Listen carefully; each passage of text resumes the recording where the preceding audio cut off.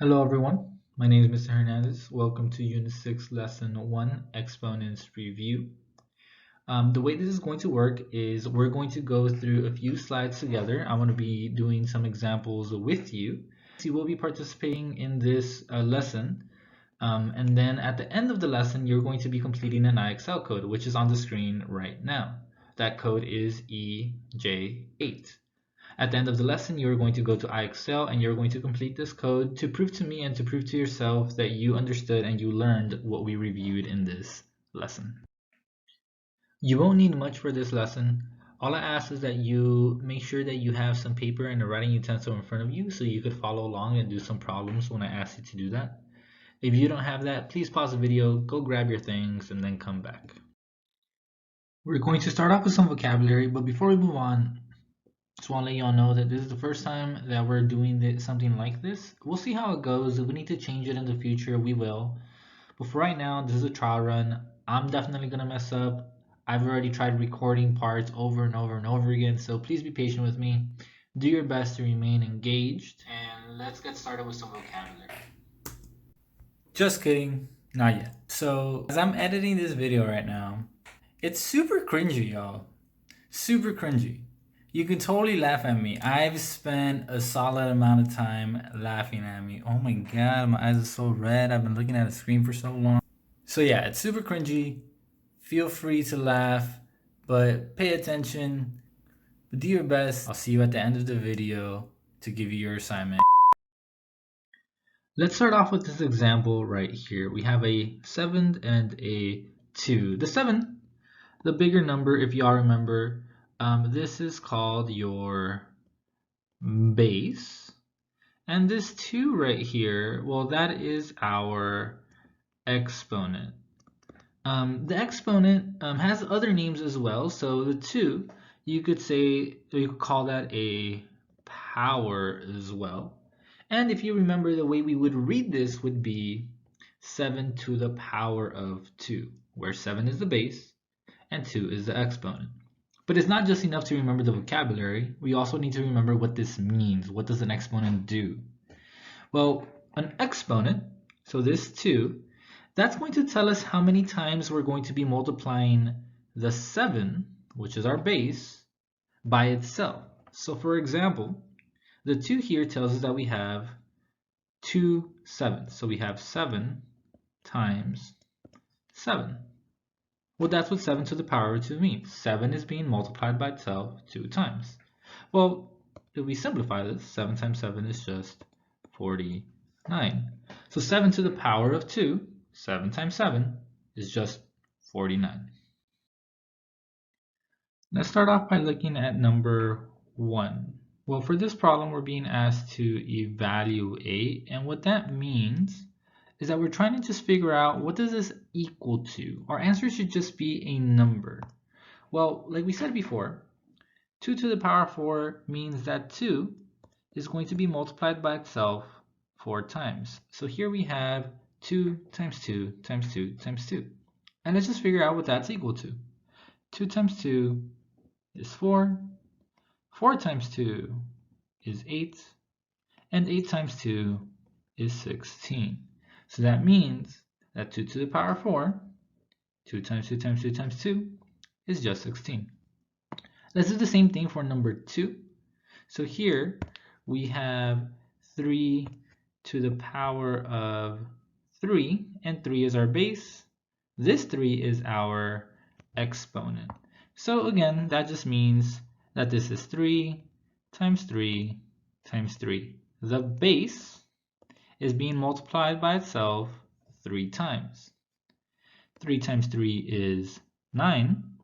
9 times 3 is 27. So 3 to the power of 3 is 27. And for number 3, same thing. It looks a little different though. 5 to the power of 1. Well, let's do the same thing. 5 is being multiplied by itself. Well, it's not really being multiplied by itself in this case. It's just 5. That little exponent of 1 means that we're just writing 5 one time.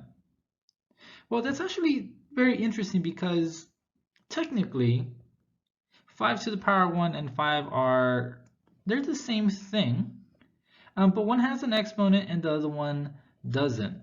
So let's think about a few other situations. Let's say we have like a 7 or an 8 or a 10, and we're just looking at them as individual numbers. Yeah, you could just think about it as a 7 or an 8 or a 10, but they all technically have a invisible exponent as well. So the same way that we talk about invisible ones, there's actually an invisible one as your exponent. 7 is the same thing as saying 7 to the power of 1. 8 is the same thing as saying 8 to the power of 1. And just a simple 10 is the same thing as saying 10 to the power of 1. So whenever you see an exponent of 1, it just means that it's just a number by itself. That's basically all it means.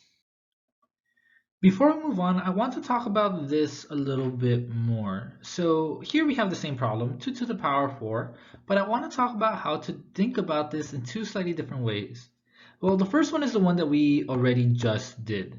When we're thinking about 2 to the power 4, we already know that this means 2 times 2 times 2 times 2.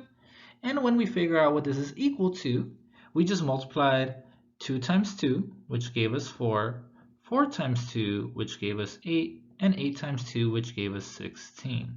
So 16 is our answer. So we know that. We already did that. Another way to think about this problem is it's essentially the same thing, but the multiplication is a little bit different. So instead of going one by one, so getting an answer as we did over here and then multiplying by the next two and then multiplying by the next two, we could actually multiply our answers in a slightly different order. So I'm going to start off by doing 2 times 2 the same way we did it before, which is 4. But instead of multiplying this 4 by 2, I'm actually going to do this 2 times 2. If I multiply these two together, it gives me a 4, and then 4 times 4 gives us 16. So we get the same different answer, but we multiplied slightly differently. This is possible because of something called the commutative property of multiplication, which says that the order in which you multiply your numbers shouldn't technically matter. Your answer should still be the same. And this only works because this is all multiplication. That idea of the commutative property of multiplication, we're going to be talking about that in another lesson, especially when we start talking about exponents. But for right now, I just want you to see this example. The last type of example that I want to review with you before we move on to something a little different has to do with exponents of 0. So any number raised to the power of 0 will always be equal to 1. We'll talk about why that's true in another lesson, but for right now, any number that's raised to the power of 0, so 3 to the power of 0, 10 to the power of 0, 15 to the power of 0, will always give you an answer of 1. In the previous examples, we were working with examples that had positive bases. Remember, a base is just a number on the bottom, the big number, where the exponent is a small number on top. In this case, these all have an exponent of 2. But this time we have negatives. We have some negatives, and not only that, we also have some parentheses involved. And it does change the way we think about the problem. The first thing we need to understand is, what is the exponent, so the 2, what is it attached to? What number is it attached to? So in this case, so for the first example, for for this 2, the number that it's attached to, you might think it's a -6, but no. The only number that it's attached to is the 6, not the -6, just 6. So if we think about this by itself, 6 to the power of 2, well, that just means 6 times 6, which gives us 36. But we can't forget about that negative. We're going to go ahead and bring it down and bring it down again. Our final answer here is a -36. For the second example, you see that the 2 is actually not attached to a specific number, but in this case, the parentheses. So in reality, that means that negative 6 is being multiplied by itself, negative 6. Because the 2 is attached to the parentheses, everything that's on the inside of the parentheses is being multiplied. Negative 6 is our base. Negative 6 times negative 6 is a positive 36. So we could already see that these two answers are not the same. Oops, let me take that off. And then let's look at this last example. Similar to the one that we just did, there is also a parentheses, but this time our base is just a positive 6. Before, it was a negative 6 because of what was inside of the parentheses, but this time, since the negative is on the outside, we're just going to focus on the 6. So 2 to the power of 6, or sorry, 6 to the power of 2 means 6 times 6. I'm going to put in parentheses because it was written in parentheses, and then we bring the negative down. Well, 6 times 6 is 36. We bring down the negative, and our final answer is negative 36. So you need to watch out for what the negative is, sorry, where the exponent is and what it's being attached to. Here are 6 problems that I want you to try. I'm going to give you 1 minute to try to finish all of them. If you would like more time, please pause the video before the timer expires, and then go ahead and press play when you're ready to continue. You have 1 minute, your time starts now.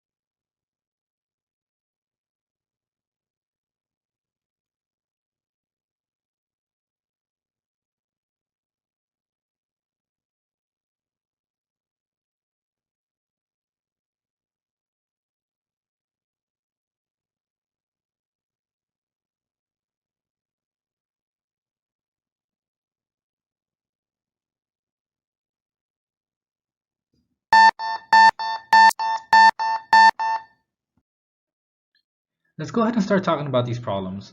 We're going to be working on these problems vertically, which means up and down. So let's go ahead and start with the first one. Here we have an exponent of 2. Again, the first question we're going to ask ourselves is, what is it attached to? Well, because of the parentheses, it's attached to everything inside of that parentheses. So in this case, this means negative 10 times negative 10. Negative 10 to the power of 2 is negative 10 times negative 10, which becomes, well, negative times negative is a positive, and then 10 times 10 is 100. So we have a positive 100 as our final answer for this first part. Below that, the answer is actually going to be a little bit different. So again, we're going to ask ourselves, what is the 2 attached to? Well, our exponent, the 2, is attached to just 10, not a negative 10, no, not a negative 10, but just the 10. So this means that we have 10 times 10, and then we bring down the negative. So 10 times 10 is 100, and when we bring down the negative, our final answer is negative 100. So for the first part, our answer was a positive 100. For the bottom part, our answer is a negative 100. Now let's look at 3 to the power of 1. So for 3 to the power of 1, well, again, the 1, the exponent tells us that we're going to multiply 3 by itself 1 time. So, well, not necessarily by itself, but it's just a 3. Our answer is just 3. We're just writing 3 down 1 time. Below that, we have 1 to the power of 3. So for 1 to the power of 3, again, the 3, our exponent is attached to the 1. That means that we're going to be multiplying 1 times 1 times 1. 1 is being multiplied by itself 3 times. Well, 1 times 1 is 1. 1 times 1 is 1. So our answer is 1. Let's look at 0 to the power of 4. So 0 to the power of 4. Well, again, the 4 means that 0 is being multiplied by itself 4 times. So here we have 0 times 0 times 0 times 0.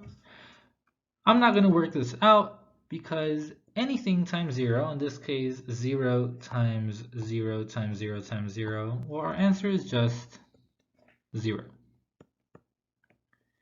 And for the last one, 4 to the power of 0. Well, 4 to the power of 0, this is a special case. Again, we're going to talk about why this works later, but like we talked about before, anything to the power of 0 is going to have an answer of 1. Now let's look at something a little different. So this time, we actually have a variable to think about. So here we have this x. So we're trying to figure out what that x should be. Here, the way we would read this is 10 to the power of x is equal to 1,000. So we're trying to figure out what that variable, what that exponent has to be. Well, let's think about it this way. We're trying to ask ourselves 10, well 10 is our base. We're asking ourselves how many times do we have to multiply 10 by itself? So our answer is equal to 1,000. Oh, sorry, let me erase that. Okay, so let's think about that. Well, 10 times 10, that would give us 100. Okay, well, let's multiply by another 10. 100 times 10, that gives us 1,000. So in this case, how many 10s do we have to multiply to get 1,000? Well, we have to multiply our base, our 10, 3 times to get our answer to be equal to 1,000. So that means that this variable right here, that variable should be a 3 because 10 to the power of 3 is equal to 10 times 10 times 10, which is equal to 1,000. So the variable has to be equal to 3. Here we're going to do the same problem in two slightly different ways. This actually goes back to an example that we already talked about, but let's go ahead and see how it applies here. Okay, so again, we're looking for a missing variable. In this case, we don't know what a is equal to. 3 to the power of some number, a, we don't know what that is, it's going to be equal to 81. So the question is, how many times do we need to multiply 3, our base, by itself to get our answer to equal 81? Well, let's just start off with 2. So we know that 3 times 3 is 9, but obviously that's nowhere near close to 81. Let's multiply by another 3, so 9 times 3, that's equal to 27. Still not it. Let's multiply by another 3, 27 times 3, that is going to give us, and if you can't do this in your head, like me, let's go ahead and just work it out. 3 times 7 is 21, 3 times 2 is 6, plus 2 is 8. And there you have it.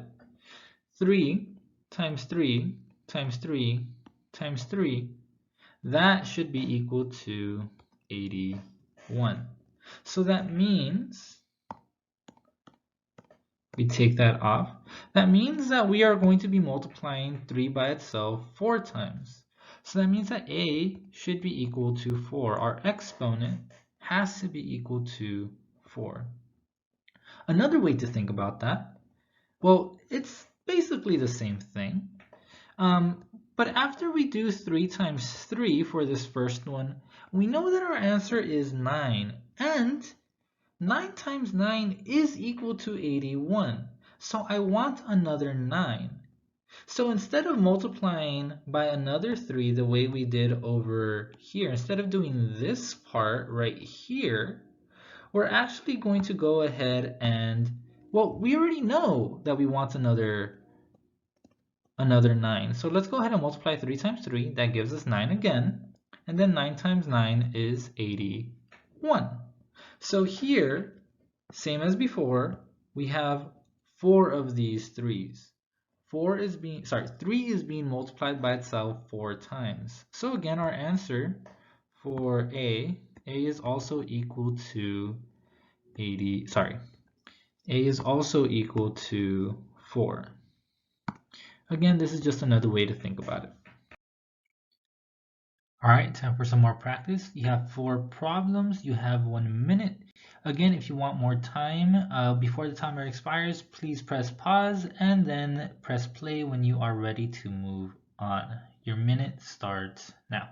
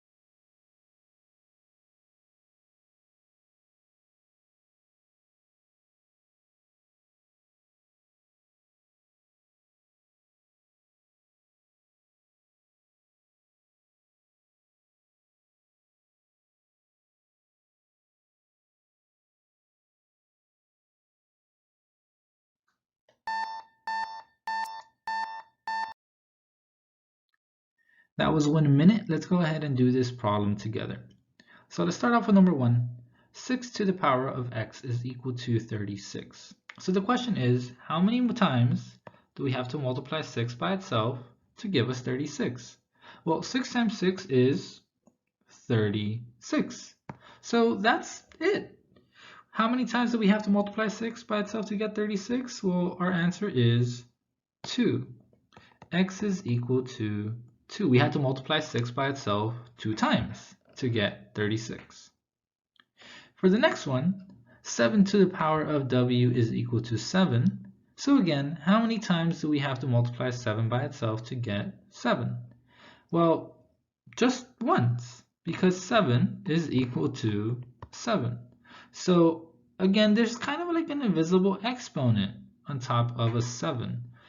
Even if it doesn't have the 7 right here, the 1 as the exponent, it's still there. It's an invisible 1. So here, our final answer is w is equal to 1, because you only write it down 1 time. For number 3, right here, we're going to be doing, this might be a little tricky, but not tricky if you remember what we just talked about a few minutes ago. So we're asking ourselves 5 to the power of what, some number, a, it should be equal to 1.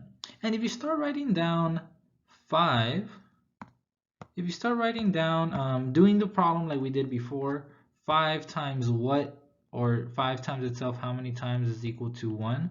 Well, this is going to give us 25, and that's completely wrong. So let's actually take it back. What we said before is that in order to get 1 as your answer, your exponent actually has to be equal to 0.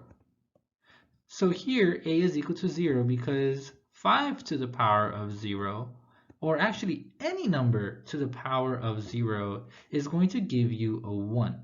So that's kind of a trick question, but it's something that you just need to remember. Anything to the power of 0 is equal to 1. Again, we're going to talk about why that's true a little bit later, but until then, it's just something you have to memorize. And then for this last one, we have 2 to the power of x is equal to 64. Okay, so same thing. We're asking ourselves how many times do we have to multiply 2 by itself to get 64? So here we have 2 times 2. We know that gives us a 4. Let's multiply by another 2. So 4 times 2 is equal to 8. And I'm actually going to stop right there. I'm going to stop because there's something I know about 8 and 64. 8 times 8 is 64. And because I know 8 times 8 is 64, well, I need another 8 right here. So in order to get that, I need to multiply 2 times 2 times 2. Because 2 times 2 gives us 4, and then 4 times 2 gives us 8. So again, how many times do we have to multiply 2 by itself? Well, in this case, we had to multiply 2 by itself 6 times. So that means that x is equal to 6 because we had to multiply x by itself 6 times. And that's it. The last thing I need you to do is to go on to iXL, type in this code, and prove to me that you understood what we talked about today. Same as before, my expectation is still that you aim for at least a 70. A 70 proves to me that you understand the basics, and it means that you will be pretty successful moving forward. That means that you are ready to move on. Please do not move on until you have reached a score of at least a 70. If you're able to get to 100, I don't know, we might be able to figure something out. I might be able to reward you in some way. But we'll talk about that later. But for right now, that is it. If you have any questions, please talk to me. Please message me either on Remind, send me an email, or message me on Zoom. We haven't done this yet, but we are going to be holding office hours on Zoom. I'll give you more information later. And last but not least, there's actually another video that I've uploaded for you to watch. It talks about just generally what the plan is for remote learning moving forward. So if you haven't had a chance to look at that, that is one of your assignments as well. Please go ahead and check that out. Again, if you have questions, please let me know. Get to practicing and have a good rest of your day. You made it to the end of the video. I am proud of you. So because you made it to the end of the video, here's some like bonus content. There's a puzzle here. There's deck cards. Legend of Zelda. Spider-Man cup, you already know. This is my computer setup. I bought this thing so I can make videos for you. On Schoology, for one of your first assignments, you do have to answer a few questions about another video that I recorded for you. At the end of that assignment, there's going to be a space for you to ask me a question. It could be something about this room, like what is this or what is that, or just random things that you want me to talk about during this time. This is just an opportunity for me to connect with you. That way I could just talk to you about non-math things, and I'll just include them at the end of this video. Thank you for watching. Pull up iXL and get to work. See y'all later.